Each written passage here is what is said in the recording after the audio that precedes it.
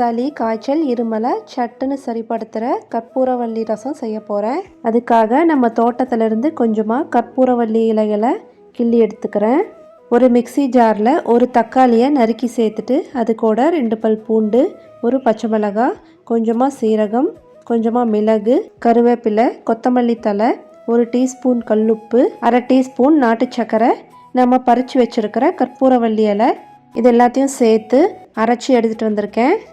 இது கூட 1 டீஸ்பூன் புளி பேஸ்ட்டு சேர்த்து அரைச்சிட்டு வந்துடலாம். இதுக்கு பதிலாக புளி ஊற வச்ச தண்ணியை கூட சேர்த்துக்கலாம். ஒரு பேனில் கொஞ்சமாக நல்லெண்ணெய் சேர்த்துட்டு கடுகு, கடலைப்பருப்பு, உளுத்தம்பருப்பு தாளிச்சிக்கலாம். ஒரு வரமிளகாயை கிள்ளி போட்டுட்டு 2 பல் பூண்டை தட்டி சேர்த்துக்கிறேன். கொஞ்சமாக பெருங்காயத்தூள் சேர்த்து ஒரு ஃப்ரை பண்ணிவிட்டு நம்ம அரைச்சி வச்ச பேஸ்ட்டை இதில் ஊற்றிக்கலாம்.